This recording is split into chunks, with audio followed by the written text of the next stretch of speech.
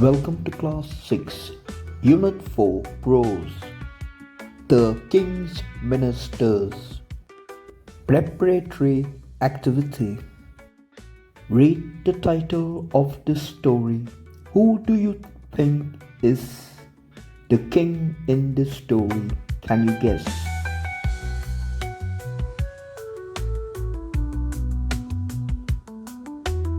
Who are the ministers? Guess.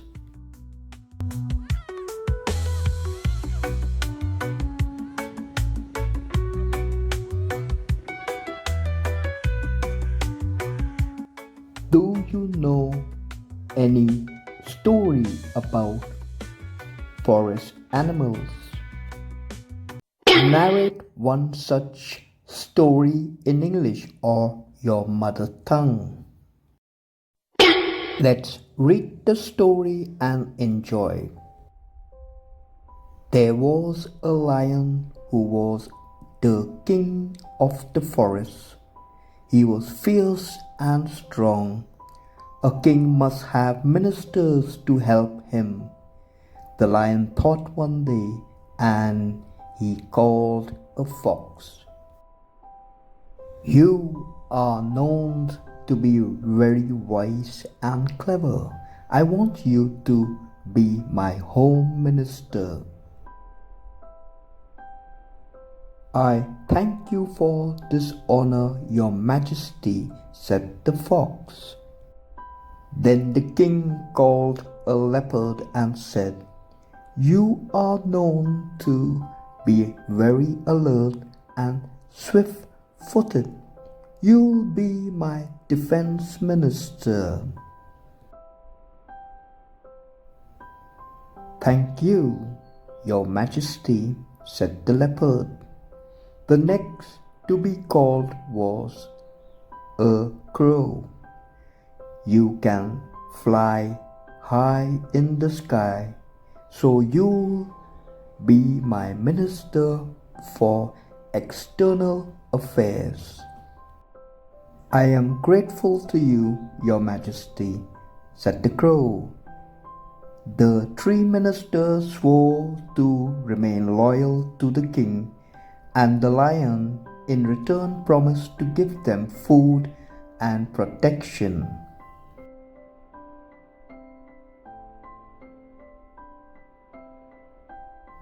When the lion went hunting, they helped him to find their prey. After having his fill, he would leave the remains for them. Thus, they always had enough to eat. One day, the crow said to the king, Your Majesty, have you ever eaten camel meat? It is very tasty. The lion had never seen a camel, but he liked the idea of tasting camel meat. Where can we get a camel? The king asked. I have seen a lone camel in a desert. It looked very fat and big, said the crow. The next morning the lion and the three ministers set off for the desert. They had traveled for miles. At last they reached the desert. The hot sand of the desert burnt the lion's paws.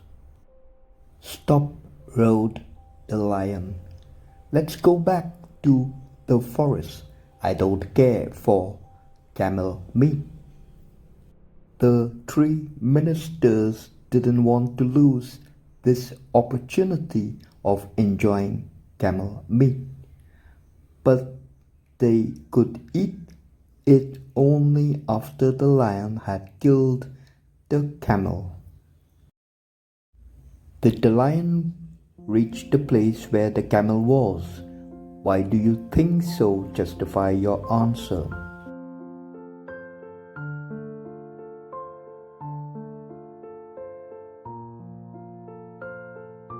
The clever fox at once thought of a plan. Off he ran and came to the place where the camel was sitting. "Hello, friend," he said to the camel. "How lucky you are. Our king has invited you to his court. Now please hurry up and come with me." "I haven't heard of any king," said the camel. "I know only my master, for whom I carry heavy loads across the desert." The fox said, "Our king is a brave lion. He has killed your cruel master, and now you're free. The good king has invited you to come and live with him in the forest."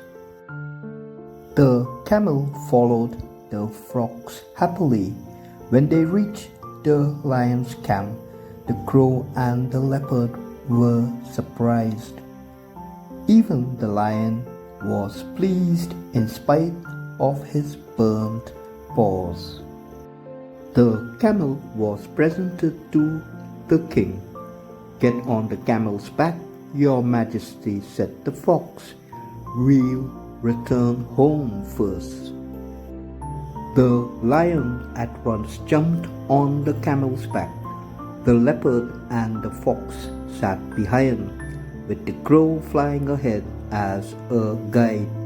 They reached the forest all hungry and tired.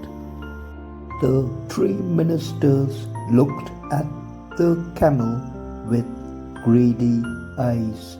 The lion knew what his ministers were thinking.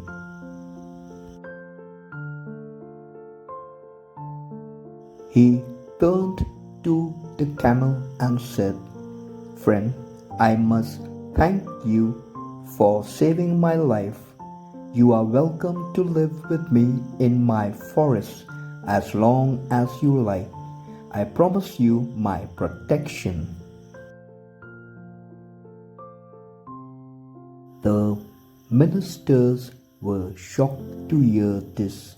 They had all the time been longing to eat the camel's meat, but they said nothing as they were afraid of the king.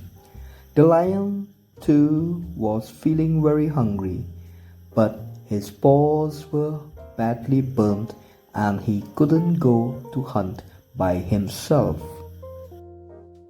"Oh, fox, leopard, and crow," he said, "don't you see I'm tired and hungry? Go at once and get me some food."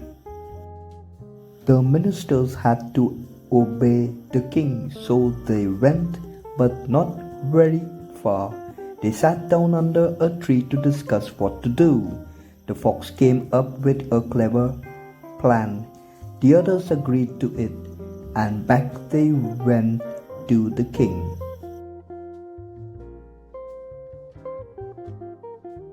Bowing low, the crow stepped forward first. "Your Majesty," he said, "we are sorry that we have found no food, but we can't let you starve. I am your most faithful servant, and you can eat me. It'll be my pleasure if I can satisfy your hunger." The fox at once pushed the crow aside and said, "O king, please eat me first. I have more flesh than the crow." Then the leopard rushed in and said, "I am even bigger. Your Majesty, you can eat me first." The camel was deeply moved by the loyalty shown by the three ministers. He too thought it his duty to offer himself as food for the king. "Your Majesty," he said, "these three ministers of yours can be so useful to you. Therefore, I pray that you eat me instead." Hardly had the camel spoken these words when the three ministers got ready to pounce on him. But the lion stopped them immediately and said, "You're all so true and faithful to me, and deeply touched by your offers, and I accept them all. I shall eat all of you, but in the same order in which you offered yourself." The ministers looked at each other. There was no movement to lose. Away flew the crow, away ran the fox, and away fled the leopard. The lion had a hearty laugh. He turned to the camel and said, "You have proved my most loving and loyal friend. You shall live with me all your life. No harm shall even come to you." And the two lived on happily together. The moral is, borrowed feathers do not make a fine bird. Never pretend to be what you are.